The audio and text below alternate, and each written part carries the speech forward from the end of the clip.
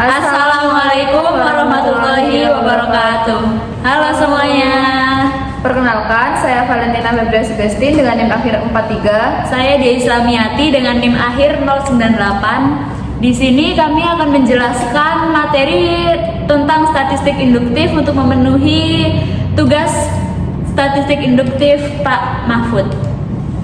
Baik, untuk materi yang pertama, di sini saya akan membahas mengenai sampling. Nah, apa sih pengertian dari sampling itu? Sampling adalah pengambilan sebagian dari populasi yang digunakan untuk mewakili nilai atau sifat seluruh populasi yang ada. Nah, sebagian dari populasi yang diambil itu disebut dengan sampel. Kemudian, pengertian dari populasi sendiri adalah jumlah keseluruhan dari objek yang karakteristiknya hendak diduga. Nah, kemudian untuk metode atau teknik sampling, di sini ada 4 pengertian, yaitu yang pertama, cara atau teknik yang dipergunakan dalam mengambil sampel dari populasi. Kemudian yang kedua, proses memilih sejumlah elemen dari populasi sehingga karakteristik sampel dapat digeneralisasikan pada elemen populasi. Yang ketiga, proses pengambilan sampel atau sampling dari populasi merupakan proses utama dalam statistik induktif. Dan yang terakhir, sampling dilakukan karena seseorang peneliti tidak mungkin atau tidak efisien jika meneliti seluruh populasi. Kemudian untuk selanjutnya itu ada desain sampling. Jadi desain atau rancangan sampling adalah rencana pengambilan sampel sebelum dilakukan penelitian berdasarkan kebutuhan dan keadaan. Nah, kebutuhan data dan keadaan yang dihadapi itu berbeda-beda. Agar diperoleh data yang objektif, maka harus disesuaikan dengan rencana dan pelaksanaan penelitian. Kemudian ada beberapa alasan penggunaan sampling. Sampling banyak dilakukan dalam penelitian karena sampling memiliki berbagai macam manfaat. Untuk yang pertama itu dapat menghemat waktu, biaya, dan tenaga. Kemudian menghindari pengrusakan objek penelitian dan kemudian memungkinkan penelitian pada data yang populasi tak terhingga. Kemudian ada syarat-syarat pemilihan sampel. Syarat-syarat pemilihan sampel ini ada 3, yaitu sampel harus menjadi cermin dari populasi, sampel harus mewakili populasi, kemudian yang terakhir sampel harus merupakan populasi dalam bentuk kecil.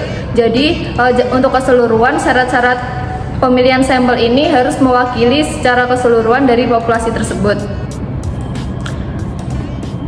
Kemudian untuk macam-macam sampling sendiri itu ada 2, yaitu yang pertama random sampling dan yang kedua ada non-random sampling. Random sampling itu adalah metode pengambilan sampel di mana setiap populasi memiliki kesempatan yang sama untuk terpilih sebagai sampel. Dan pengertian non-random sampling itu adalah metode pengambilan sampel di mana peneliti tidak memberikan kesempatan yang sama pada anggota populasi untuk dijadikan sampel. Dan macam-macam random sampling ini ada 3. Yang pertama itu ada simple random sampling. Untuk pengertiannya adalah pengambilan sampel dari populasi secara acak. Random sampling yang kedua itu ada stratified random sampling, yaitu pengambilan sampel melalui cara pembagian populasi ke dalam strata. Dan yang ketiga yaitu cluster sampling, di mana pengertiannya adalah pengambilan sampel di mana populasi dibagi menjadi cluster atau grup. Kemudian untuk non-random sampling itu dibagi menjadi 4. Yang pertama ada systematic sampling. Untuk pengertiannya yaitu memilih sampel dari populasi dengan cara mengambil item-item pada populasi secara sistematis atau dengan urutan tertentu. Kemudian yang kedua itu ada quota sampling. Quota sampling adalah pengambilan sampel dari populasi yang mempunyai ciri-ciri tertentu sebagai target sampai jumlah yang sudah ditentukan itu terpenuhi.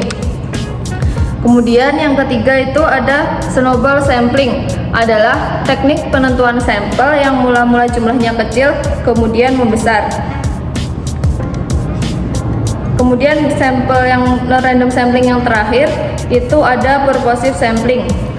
Purposive sampling adalah metode sampling di mana peneliti memilih sampel berdasarkan pengetahuan penelitian tentang sampel yang akan dipilih. Teknik ini biasa dilakukan karena beberapa pertimbangan, misalnya keterbatasan waktu, tenaga, dan biaya, sehingga tidak dapat mengambil sampel dalam jumlah yang besar. Baik, untuk materi selanjutnya, di sini saya akan menjelaskan mengenai estimasi parameter. Nah, estimasi parameter ini juga biasa disebut dengan penaksiran parameter. Jadi, penaksiran parameter adalah keseluruhan proses menduga suatu parameter pada populasi yang tidak diketahui nilainya dengan menggunakan statistik sampel. Parameter populasi disebut juga dengan nilai sebenarnya atau true value. Nah, parameter ini dapat berupa yang pertama rata-rata, kemudian varian, dan proporsi. Karena adanya berbagai alasan seperti banyaknya individu dalam populasi amatan, maka penelitian keseluruhan terhadap populasi tersebut tidaklah ekonomis, baik tenaga, waktu, maupun biaya. Maka penelitian hanya menggunakan sampel saja. Kemudian ada jenis penaksiran statistik. Nah, jenis penaksiran statistik itu ada dua. Untuk yang pertama itu penaksiran titik atau point estimation. Pengertiannya itu adalah nilai tunggal yang digunakan untuk menaksir parameter yang tidak diketahui. Nilai estimasi titik ini tidak memberikan informasi mengenai seberapa dekat dengan parameter populasi yang tidak diketahui nilainya. Contohnya, dari sampel acak rata-rata nilai mahasiswa perbankan syariah Uinsuka adalah 75. Kemudian jenis parameter yang kedua yaitu penaksiran interval atau interval estimation. Estimasi interval adalah penaksiran populasi dengan nilai-nilai dalam suatu interval tertentu. Dasar adanya estimasi interval adalah karena pada setiap penaksiran pasti mengandung peluang atau kesalahan. Penaksiran interval ini disebut juga dengan suatu interval yang menyatakan selang di mana suatu parameter populasi mungkin berbeda.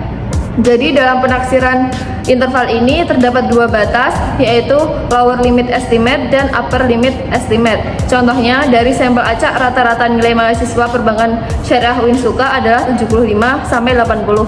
Jadi perbedaan dari penaksiran titik dan penaksiran interval ini, kalau penaksiran titik itu cuma ada satu nilai penaksiran, sedangkan untuk penaksiran interval itu nilainya itu antara, misalnya tadi yang saya sebutkan, yaitu antara 75 sampai 80. Nilai estimasi ini juga memberikan informasi mengenai seberapa dekat dengan parameter populasi yang tidak diketahui atau memberikan informasi mengenai variabilitasnya. Estimasi ini dinyatakan dalam bentuk probabilitas. Kemudian untuk kriteria penaksir yang baik itu harus memenuhi 3 kriteria berikut. Yang pertama itu tidak bias atau unbiased. Ini maksudnya statistik sampel yang digunakan sebagai penduga atau penaksir harus sama atau mendekati parameter populasi yang diduga. Kemudian kriteria yang kedua itu adalah efisien. Maksudnya statistik sampel memiliki standar deviasi yang kecil. Kemudian kriteria yang ketiga yaitu konsisten. Maksudnya jika ukuran sampel meningkat, maka statistik sampel akan semakin mendekati parameter populasinya. Untuk yang selanjutnya itu ada tingkat kepercayaan atau confidence level. Tingkat kepercayaan adalah tingkat keterpercayaan sejauh mana statistik sampel dapat mengestimasi dengan benar. Jadi tingkat kepercayaan ini adalah estimasi interval berdasarkan tingkat kepercayaan tertentu dan batas atas serta batas bawah interval. Dari prakteknya sendiri, tingkat kepercayaan ini dilakukan sebelum estimasi dilakukan. Jadi dengan menetapkan tingkat kepercayaan interval sebesar 90%, ini misalnya ya. Jadi jika seseorang yang melakukan penelitian itu ingin agar 90% yakin bahwa rata-rata dari populasi akan termuat dalam interval yang diperoleh. Nah, sebelum melakukan estimasi ini, tingkat kepercayaan harus ditetapkan terlebih dahulu, yaitu sebesar 1 min alfa. Alfa adalah tingkat signifikansi, yaitu ambang batas yang digunakan dalam menentukan signifikansi. Jika nilai kesalahan kurang dari atau sama dengan tingkat signifikansi, data tersebut dianggap signifikan secara statistik. Untuk nilai signifikansi yang biasa digunakan dalam penelitian itu ada 1%, 5%, dan 10%. Baik, materi selanjutnya yaitu uji hipotesis. Uji hipotesis adalah suatu prosedur yang dilakukan untuk menerima atau menolak hipotesis. Nah, sedangkan hipotesis sendiri adalah dugaan sementara dalam penelitian. Langkah uji hipotesis yang pertama itu ada membuat hipotesis, yang kedua ada memilih tingkat signifikansi, yang ketiga memilih uji statistik, yang keempat membuat aturan keputusan, yang kelima ambil sampel dan beri keputusan, dan yang terakhir yaitu interpretasi hasil. Untuk langkah yang pertama yaitu membuat hipotesis. Membuat hipotesis penelitian terhadap hipotesis nol dan hipotesis alternatif.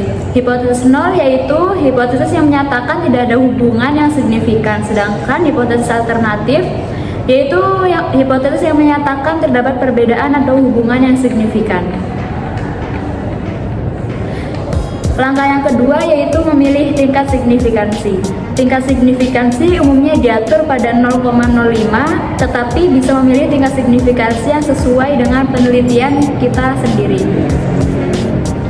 Langkah yang ketiga yaitu memilih uji statistik. Pilihan uji statistik akan tergantung pada desain penelitian, jumlah variabel, dan asumsi-asumsi tertentu. Uji statistik biasanya menggunakan uji Z, uji T, uji F, dan uji Chi-square.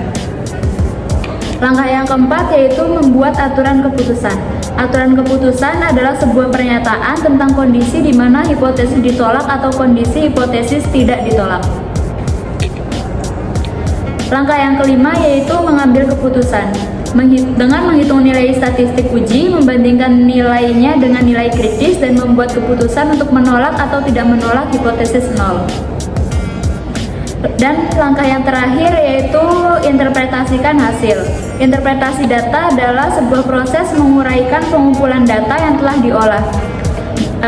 Hal-hal yang perlu diperhatikan dalam interpretasi data adalah yang pertama, lihat T hitung atau probabilitas. Yang kedua, lihat arah. Jika sudah melihat arah, yaitu langkah selanjutnya sesuai tidak dengan hipotesis. Jika iya, maka HO ditolak dan HA terdukung.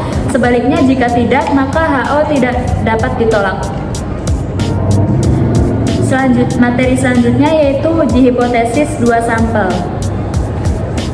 Uji hipotesis 2 sampel adalah teknik statistik yang digunakan untuk membandingkan dua kelompok atau sampel untuk melihat apakah ada perbedaan yang signifikan antara kedua kelompok tersebut. Uji hipotesis 2 sampel itu ada dua, yang pertama sampel independen dan sampel dependen. Langkah-langkah uji hipotesis 2 sampel sendiri itu sama seperti uji hipotesis sebelumnya, yaitu yang pertama membuat hipotesis, yang kedua memilih tingkat signifikansi, yang ketiga memilih uji statistik, yang keempat membuat aturan keputusan, yang kelima ambil sampel dan beri keputusan, dan yang terakhir yaitu interpretasi hasil. Sampel dependen atau sampel berpasangan adalah jenis sampel di mana dua nilai terukur berkaitan satu sama lain. Contoh dari sampel dependen seperti penurunan berat badan sebelum dan sesudah diet. Paling 3 menit loh. Nggak apa-apa di ini dulu dong. Apa sih namanya? Di pause. Iya. Nggak bisa. Ya udah. Lanjut. Yuk. Baik, kita akan jelaskan mulai dari yang pertama, sampel dependen. Sampel dependen atau sampel berpasangan adalah jenis sampel di mana dua nilai tukar terukur terkait satu sama lain. Contoh dari sampel dependen seperti penurunan berat badan sebelum dan sesudah diet atau skor pretest dan pasca pretest dari sekelompok siswa. Selanjutnya yang kedua yaitu sampel independen. Sampel independen atau sampel tidak berpasangan adalah jenis sampel di mana nilai terukur independen satu sama lain. Contoh dari sampel independen adalah membandingkan skor tes dari dua kelompok siswa yang berbeda, seperti kelompok laki-laki dan kelompok perempuan. Baik, untuk materi selanjutnya yaitu uji Chi-square. Uji chi-square dapat dikatakan sebagai uji proporsi untuk dua peristiwa atau lebih dan data berjenis nominal, sehingga datanya bersifat discrete. Dalam uji chi-square dihadapkan pada suatu pengujian apakah perbedaan antara frekuensi hasil observasi dengan frekuensi yang diharapkan oleh peneliti dari sampel yang terbatas merupakan perbedaan yang signifikan atau tidak. Kegunaan uji chi-square. Uji chi-square berguna untuk menguji hubungan atau pengaruh dua buah variabel nominal yang mengukur kuatnya hubungan antara variabel yang satu dengan variabel nominal lainnya. Karakteristik uji chi-square yaitu yang pertama, nilai chi-square selalu positif. Yang kedua, terdapat beberapa keluarga distribusi chi-square yaitu distribusi chi-square dengan deka 1, 2, 3, dan seterusnya. Yang ketiga yaitu bentuk distribusi chi-square adalah menjulur positif. Selanjutnya, pengujian yang dapat dilakukan dengan uji chi-square diantaranya yang pertama, uji ketepatan distribusi, yang kedua, uji beda K proporsi populasi, yang ketiga, uji hubungan antara dua variabel atau independensi atau tabel kontingensi. Langkah uji hipotesis square yaitu sama seperti langkah uji hipotesis sebelumnya, yaitu yang pertama membuat hipotesis, yang kedua memilih tingkat signifikansi, yang ketiga memilih uji statistik, yang keempat membuat aturan keputusan, yang kelima ambil sampel lalu beri keputusan, dan yang terakhir yaitu interpretasi hasil. Nah, uji ketepatan. Uji ketepatan ini digunakan untuk menguji ketepatan distribusi frekuensi data dengan distribusi tertentu. Misalnya, merata, normal, binormal, atau distribusi lainnya. Contoh dari uji ketepatan yaitu H0 sama dengan distribusi frekuensi data adalah normal, sedangkan HA distribusi frekuensi data adalah tidak normal. Uji tabel kontingensi. Tabel kontingensi atau tabulasi silang merupakan tabel yang berisi frekuensi atau banyaknya amatan berdasarkan dari dua buah kategori. Uji tabel kontingensi merupakan pengujian keeratan hubungan dua variabel yang menggunakan lebih dari 2x2 kategori. Selanjutnya yaitu kelebihan chi-square. Chi-square ini memiliki beberapa kelebihan ya teman-teman. Untuk kelebihan menggunakan uji chi-square yang pertama yaitu konsep chi-square dalam statistik non-parametrik mudah untuk dimengerti. Yang kedua, dapat digunakan untuk menganalisa data yang berbentuk hitungan maupun peringkat atau rank. Yang ketiga, perhitungan yang harus dilakukan pada umumnya sederhana dan mudah, khususnya untuk data yang kecil.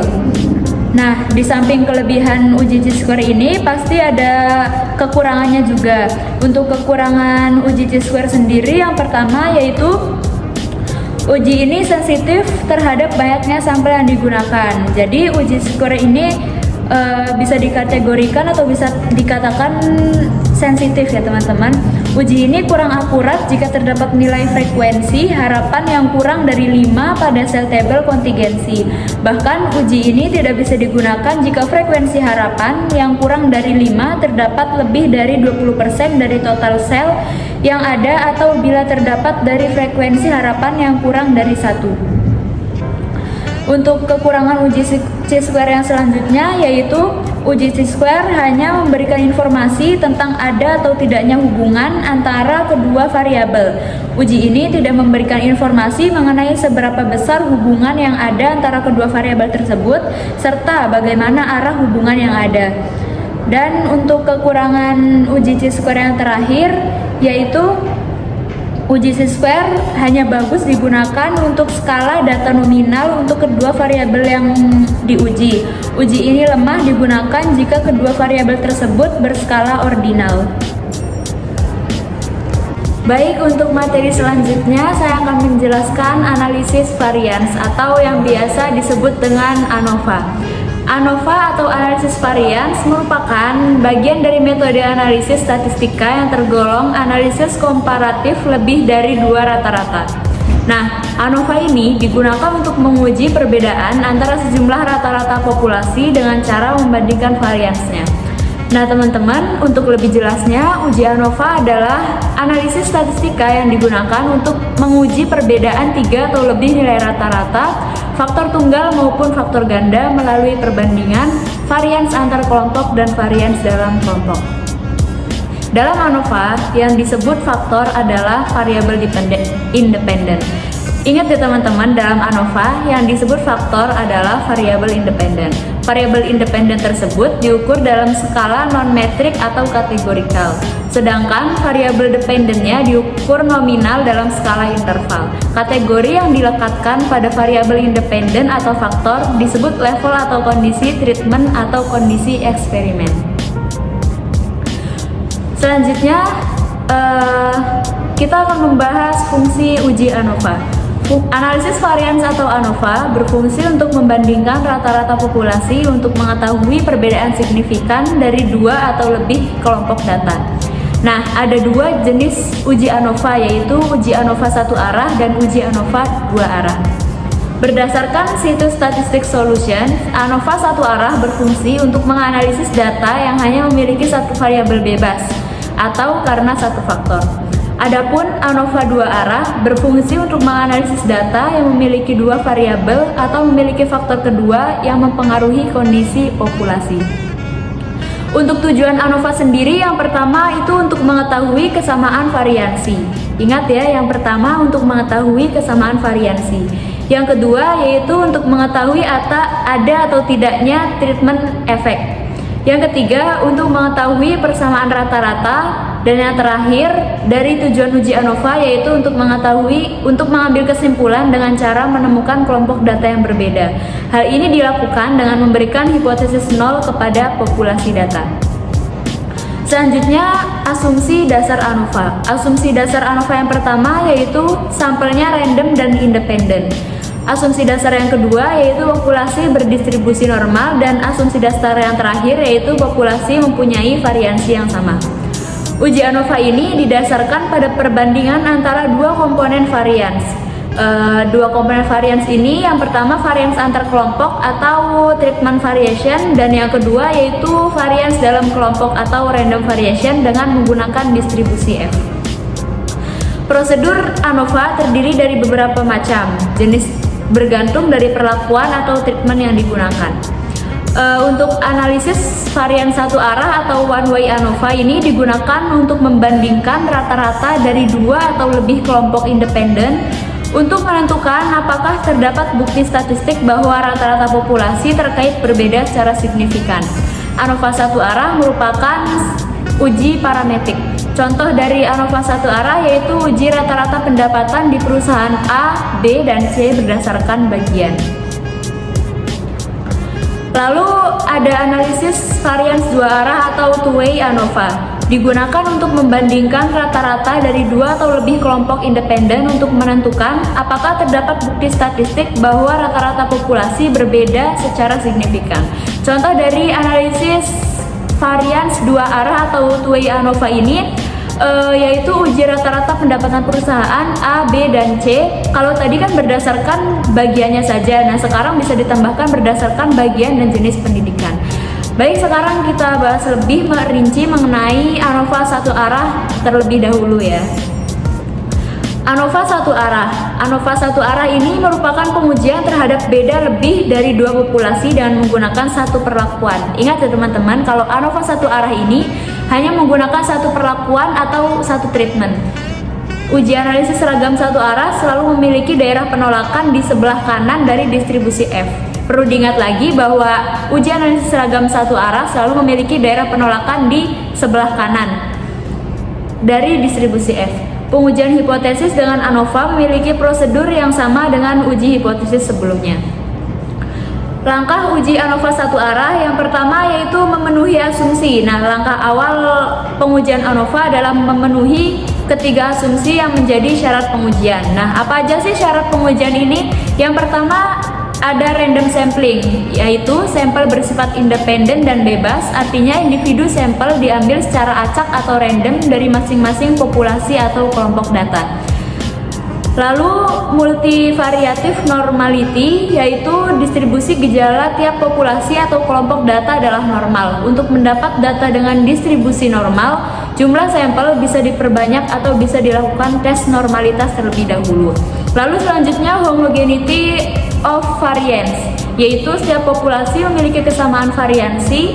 Jika berbeda pun hendaknya tidak terlalu signifikan. Kesamaan variansi dapat diketahui melalui kesamaan variansi. Lalu yang kedua yaitu menghitung mean atau nilai rata-rata. Langkah selanjutnya adalah menghitung mean masing-masing kelompok. Setelah selesai, maka dapat dihitung juga mean keseluruhan atau mean total. Yang ketiga yaitu menghitung deviasi.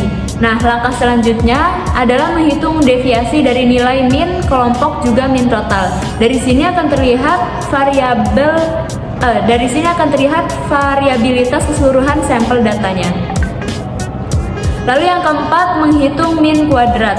Lalu dihitung nilai mean kuadrat dari masing-masing kelompok dan total. Setelah hasil mean kuadrat didapatkan, maka bisa dihitung derajat kebebasannya baik variabel antar kelompok dan variabel dalam kelompok. Nilai mean kuadrat bisa dikuadratkan, namun akan merepotkan jika sampel dalam jumlah banyak. Sehingga mean kuadrat juga dapat dihitung dengan cara membandingkan nilai deviasi kuadrat dibagi dengan nilai derajat kebebasan. Yang kelima, menghitung nilai F rasio. Menghitung nilai F rasio itu dengan membandingkan nilai mean kuadrat antar kelompok dan nilai mean kuadrat dalam kelompok. Lalu yang keenam, membandingkan dengan hipotesis nol. Dari nilai F rasio yang dihitung kemudian dibandingkan dengan nilai F pada tabel. Jika nilai F rasio lebih besar daripada nilai F tabel, hipotesis nol ditolak, sehingga mengartikan bahwa terdapat perbedaan yang signifikan antara mean kelompok data. Namun, jika F rasio terlebih kecil atau sama dengan F table, maka hipotesis nol diterima. Hal ini masing-masing kelompok data memiliki nilai mean yang sama atau tidak ada perbedaan yang signifikan antara kelompok-kelompok data tersebut. Materi selanjutnya yaitu ANOVA dua arah. ANOVA dua arah digunakan untuk memperkirakan bagaimana rata-rata suatu variabel kuantitatif berubah sesuai dengan tingkat dua variabel kategori. Jadi, gunakan ANOVA dua arah jika kita ingin mengetahui bagaimana dua variabel independen jika digabungkan mempengaruhi variabel dependen. ANOVA dua arah ini merupakan pengujian terhadap beda lebih dari dua populasi dengan menggunakan dua perlakuan atau treatment. Uji analisis seragam dua arah selalu memiliki daerah penolakan di sebelah kanan dari distribusi F. Nah, pengujian hipotesis dengan ANOVA memiliki prosedur yang sama dengan uji hipotesis sebelumnya. Cara menggunakan ANOVA dua arah. ANOVA dua arah adalah pengujian yang menganalisis pengaruh variabel independen terhadap hasil yang diantisipasi beserta hubungan hasilnya. Jika menyangkut faktor acak, faktor tersebut biasanya dianggap tidak memiliki pengaruh statistik pada sekumpulan data. Hal ini bertentangan dengan faktor sistematis yang mana statistiknya dianggap penting. Seorang peneliti dapat menggunakan ANOVA dua arah ketika dia ingin memiliki satu variabel pengukuran serta dua variabel nominal. Perhatikan bahwa variabel nominal atau yang juga dikenal dengan variabel faktor ada di semua kemungkinan kombinasi. Dengan menggunakan ANOVA dua arah, sebagai peneliti kita dapat mengetahui apakah variabilitas hasil disebabkan oleh faktor yang dianalisis atau hanya kebetulan. Kita dapat menerapkan ANOVA di berbagai bidang seperti ekonomi, keuangan, ilmu sosial, dan kedokteran. Penggunaan ANOVA dua arah. Jika kita ingin mengidentifikasi faktor mana yang mempengaruhi hasil tertentu, pertama-tama kita harus menerapkan uji ANOVA. Dengan melakukan pengujian, penguji mungkin dapat membantu kita melakukan analisis lebih lanjut tentang faktor-faktor metodis yang berkontribusi terhadap variabilitas kumpulan data secara statistik. Selain itu, uji ANOVA dua arah akan memberitahu kita hasil dua variabel independen terhadap variabel dependen. Hasil uji ANOVA dapat digunakan dalam uji F untuk mengetahui signifikansinya terhadap rumus regresi secara keseluruhan. Ini berguna ketika kita ingin menguji pengaruh variabel satu sama lain. Hal ini sama dengan uji T dua sampel berganda. Meskipun demikian, ini cocok untuk berbagai masalah karena biasanya menghasilkan lebih sedikit kesalahan tipe 1. Uji ANOVA juga dapat digunakan untuk mengelompokkan perbedaan dengan membandingkan rata-rata setiap kelompok, termasuk menyebarkan varian ke sumber yang berbeda. Contoh uji penelitian ANOVA dua arah. Berikut ini contoh penelitian menggunakan two-way ANOVA yang dapat kita pahami bersama-sama. Contohnya ada dengan judul penelitian pengaruh jenis iklan dan lokasi display terhadap tingkat penjualan minuman kopi. Tujuan penelitian ini yaitu untuk mengevaluasi pengaruh dua faktor yang berbeda, yaitu jenis iklan atau visual dan teks, dan lokasi display produk depan toko dan di dalam toko terhadap tingkat penjualan minuman kopi di sebuah pusat perbelanjaan. Langkah-langkah penelitiannya yang pertama yaitu pengumpulan data. Dalam pengumpulan data ini bisa kita ambil langkah yaitu ambil sampel pengunjung pusat perbelanjaan yang melihat minuman kopi, lalu catat jenis iklan yang mereka lihat, lalu catat lokasi display produk saat mereka melihatnya, dan catat jumlah produk minuman kopi yang mereka beli. Yang kedua yaitu hipotesis. Hipotesis 0 atau H0, jenis iklan dan lokasi display tidak berpengaruh signifikan terhadap tingkat penjualan produk minuman kopi, atau hipotesis alternatif H1, yaitu terdapat pengaruh yang signifikan dari jenis iklan dan lokasi display terhadap tingkat penjualan produk minuman kopi. Yang ketiga yaitu analisis two-way ANOVA. Gunakan perangkat lunak statistik seperti SPSS dan Smart PLS untuk melakukan analisis two-way ANOVA. Variabel dependen adalah jumlah produk minuman kopi yang terjual, sementara variabel independen adalah jenis iklan atau visual atau teks dan lokasi display depan toko atau di dalam toko. Yang keempat yaitu interpretasi hasil. Jika hasil two-way ANOVA menunjukkan bahwa ada perbedaan yang signifikan dalam tingkat penjualan produk minuman kopi antara jenis iklan dan lokasi display, maka kita dapat mengabaikan hipotesis 0. Selanjutnya, kita dapat melakukan uji hipotesis seperti uji T untuk menentukan pasangan kelompok yang berbeda secara signifikan. Lalu, langkah yang terakhir yaitu mengambil kesimpulan. Dengan menggunakan two-way ANOVA, kita dapat menyimpulkan apakah jenis iklan dan lokasi display berpengaruh secara signifikan terhadap penjualan produk minuman kopi di pusat perbelanjaan tersebut. Hal ini dapat membantu kita dalam merancang strategi pemasaran yang lebih efektif untuk produk minuman kopi, seperti memilih jenis iklan yang paling efektif dan menentukan lokasi display yang optimal. Perlu diingat bahwa dalam penelitian pasar sebenarnya ada banyak variabel lain yang dapat mempengaruhi penjualan produk, dan kita perlu memperhatikan faktor-faktor tersebut dalam analisis kita. Nah, dalam uji ANOVA dua arah ini terdapat dua jenis. Yang pertama uji ANOVA dua arah tanpa interaksi, dan yang kedua yaitu uji ANOVA dua arah dengan interaksi. Kita akan membahas uji ANOVA dua arah tanpa interaksi terlebih dahulu. Jadi, uji ANOVA dua arah tanpa interaksi merupakan pengujian hipotesis 3 rata-rata atau lebih dengan dua faktor yang berpengaruh dan interaksi antara dua faktor tersebut ditiadakan. ANOVA dua arah tanpa interaksi bisa dikatakan sebagai ANOVA dua arah dengan satu pengamatan untuk setiap sel, karena pada uji ini hanya berlaku satu kali pengulangan untuk setiap percobaan. Asumsi ANOVA dua arah interaksi yaitu yang pertama variabel dependen berskala interval atau rasio. Yang kedua tidak terdapat outlier atau pencilan pada variabel dependen. Yang ketiga, dua variabel independen terdiri dari 3 atau lebih kelompok kategori. Dan yang keempat, tidak ada hubungan antara observasi di setiap kelompok atau antar kelompok itu sendiri. Yang kelima, variabel dependen terdistribusi secara normal. Dan yang terakhir, tidak ada hubungan antara kedua variabel independen.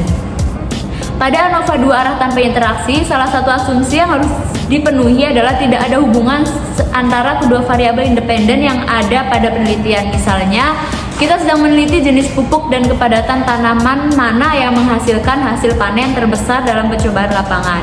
Kita menetapkan plot yang berbeda di suatu lapangan untuk kombinasi jenis pupuk 1, 2, atau 3 dan kepadatan tanaman 1, kepadatan rendah, dan 2 kepadatan tinggi, dan mengukur hasil panen akhir dalam gantang per hektar pada saat panen. Kita dapat menggunakan ANOVA dua arah untuk mengetahui apakah jenis pupuk dan kepadatan tanam berpengaruh terhadap hasil panen rata-rata. Diketahui bahwa variabel jenis pupuk dan kepadatan tanam tidak memiliki hubungan satu sama lain. Lalu langkah uji ANOVA dua arah tanpa interaksi, yang pertama menentukan hipotesis, yang kedua melakukan uji statistik, yang ketiga mengambil keputusan, dan yang terakhir menarik kesimpulan. Nah, selanjutnya kita akan membahas ANOVA dua arah dengan interaksi. ANOVA dua arah dengan interaksi merupakan pengujian hipotesis beda 3 atau lebih dengan dua faktor yang berpengaruh dengan adanya interaksi antara kedua faktor. Apabila pada ANOVA dua arah tanpa interaksi hanya terdapat satu pengamatan untuk setiap sel, maka pada ANOVA dua arah dengan interaksi terdapat n pengamatan untuk setiap sel. Untuk asumsi dan langkah uji ANOVA dua arah dengan interaksi kurang lebih sama dengan uji ANOVA dua arah tanpa interaksi yang sebelumnya sudah saya jelaskan. Baik, untuk pembahasan selanjutnya, di sini saya akan menjelaskan mengenai analisis korelasi. Sebelumnya, saya akan menjelaskan mengenai pengertian analisis korelasi. Korelasi secara singkat berarti suatu hubungan. Nah, dalam statistik sendiri, analisis korelasi adalah suatu teknik statistika yang digunakan untuk mengukur keeratan hubungan atau korelasi antara dua variabel. Pada dasarnya, fungsi korelasi ini untuk melakukan standarisasi pada hasil covariance atau ukuran hubungan antara dua variabel yang didapat. Kemudian, faktor penyebab terjadinya korelasi. Adanya korelasi antara variabel dengan variabel lain ini disebabkan oleh yang pertama, korelasi ini benar-benar ditimbulkan oleh faktor kebetulan saja. Memang ada beberapa hal kebetulan yang bisa menunjukkan korelasi. Dan yang kedua, kedua variabel yang memiliki hubungan sulit ditunjukkan sebagai faktor penyebab dan mana yang menjadi faktor akibat.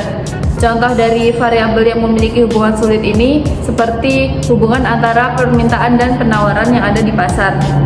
Kemudian faktor penyebab yang ketiga yaitu variabel yang berkorelasi sebenarnya dipengaruhi oleh variabel atau faktor lain. Misalnya harga cabai dan harga baju. Ini sangat dipengaruhi oleh faktor ketiga, yakni penghasilan atau harga barang-barang yang lain. Artinya, hubungan sebab akibat dari harga cabai dan harga baju ini mungkin ada, tetapi korelasinya menjadi tidak penting. Kemudian dalam analisis korelasi ini ada yang namanya koefisien korelasi. Apa sih koefisien korelasi? Koefisien korelasi ini merupakan ukuran statistik analisis korelasi.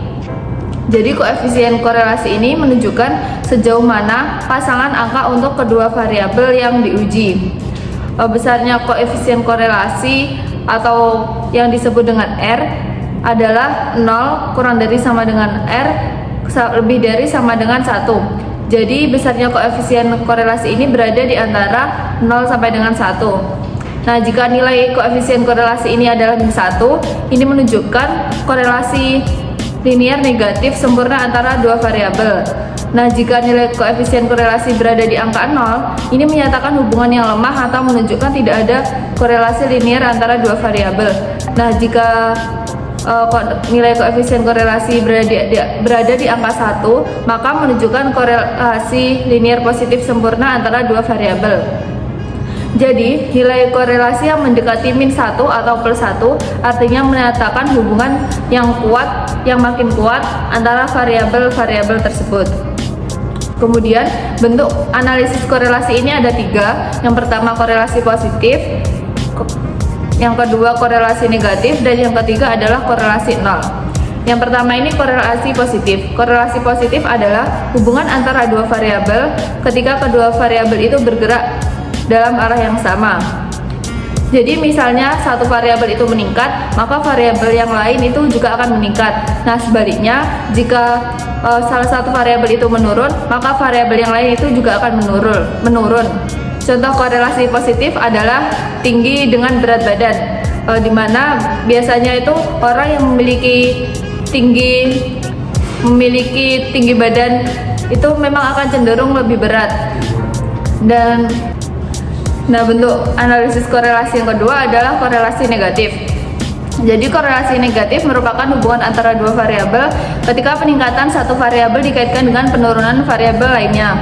Korelasi negatif ini merupakan kebalikan dari korelasi positif. Tadi kan kalau korelasi positif itu kedua variabel bergerak dalam arah yang sama. Kalau yang satu meningkat, yang lainnya juga akan meningkat. Nah, kalau di korelasi negatif ini, jika variabel yang pertama itu meningkat, maka variabel yang kedua itu akan menurun.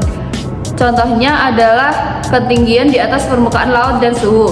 Misal saat kita mendaki gunung kan kita ada berada di ketinggian, maka korelasi suhunya itu akan menjadi lebih dingin atau suhu itu dalam kata lain suhu kan jadi turun.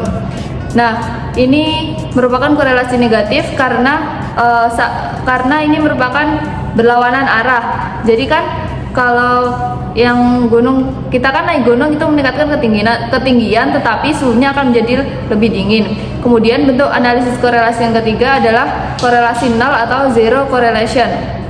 Jenis korelasi nol ini ada ketika tidak adanya hubungan antara dua variabel. Contoh dari korelasi nol yaitu tidak ada hubungan antara jumlah teh yang diminum dengan tingkat kecerdasan seseorang yang meminumnya. Kemudian materi selanjutnya yaitu jenis korelasi. Jenis korelasi ada 3. Yang pertama korelasi Pearson, yang kedua korelasi Spearman, dan yang ketiga korelasi Kendall-Stau. Jenis korelasi yang pertama yaitu korelasi Pearson, adalah jenis korelasi yang digunakan untuk mengukur hubungan di antara hasil-hasil suatu pengamatan dari populasi dengan dua varian atau bivariat dan berdistribusi normal. Biasanya korelasi ini itu digunakan untuk rasio atau data berskala interval. Jenis korelasi yang kedua adalah korelasi Spearman, yaitu korelasi yang dipakai untuk mengukur keeratan hubungan antara hasil pengamatan dari populasi yang memiliki dua varian yang berdistribusi tidak normal. Biasanya jenis korelasi ini digunakan untuk data berskala ordinal. Yang ketiga, korelasi Kendall-Stau, yaitu ukuran non-parametrik atau uji statistik yang tidak memerlukan asumsi-asumsi mengenai persebaran data populasi. Dari kuatnya dan arah hubungan yang ada antara dua variabel, ukuran itu diukur setidaknya pada skala ordinal. Kemudian, analisis korelasi ini memiliki beberapa manfaat. Yang pertama, menjadi penentu dari adanya hubungan serta besarnya hubungan antara dua variabel dan mengetahui adanya hubungan antara dua variabel atau lebih. Kemudian manfaat yang kedua yaitu dengan mengetahui adanya dua variabel, maka akan diketahui satu variabel yang bisa dilakukan penaksiran terhadap satu variabel lain melalui bantuan garis regresi. Manfaat yang ketiga yaitu membantu membuat keandalan atau ukuran yang konsisten dan juga keandalan antar penilai atau apakah pengamat itu konsisten atau tidak. Manfaat yang terakhir yaitu korelasi memungkinkan peneliti untuk menyelidiki variabel alami yang mungkin tidak praktis untuk diuji secara eksperimental. Baik, untuk materi yang terakhir, di sini saya akan menjelaskan mengenai analisis regresi.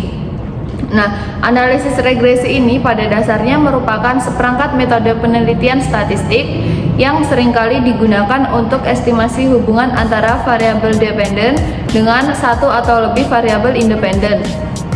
Teknik analisis regresi ini tentu saja dapat digunakan untuk menilai kekuatan hubungan antar variabel penelitian dan untuk memodelkan hubungan masa depan atas topik penelitian yang ditentukan. Nah, baik, untuk selanjutnya di sini ada jenis-jenis analisis regresi. Yang pertama, analisis regresi linear.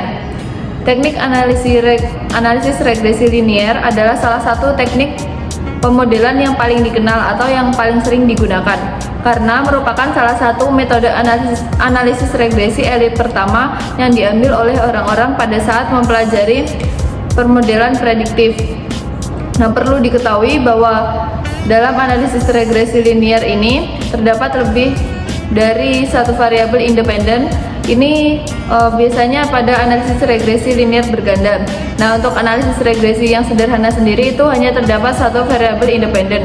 Dengan demikian, regresi linear paling baik digunakan hanya jika ada hubungan linear antara variabel bebas dan variabel terikat. Analisis regresi linear ini merupakan metode statistik terbaik untuk menafsirkan hasil. Contoh dari analisis regresi linear misalnya ada sebuah bisnis dapat menggunakan regresi linear untuk mengukur keefektifan kampanye pemasaran, penetapan harga dan promosi atas penjualan suatu produk. Misalkan sebuah perusahaan yang menjual peralatan olahraga ingin memahami apakah dana yang mereka investasikan dalam pemasaran dan branding produk mereka telah memberi keuntungan kepada mereka yang besar atau tidak. Sekian materi yang dapat kami sampaikan. Semoga apa yang dapat kami sampaikan ini bermanfaat bagi teman-teman semua. Wassalamualaikum warahmatullahi wabarakatuh.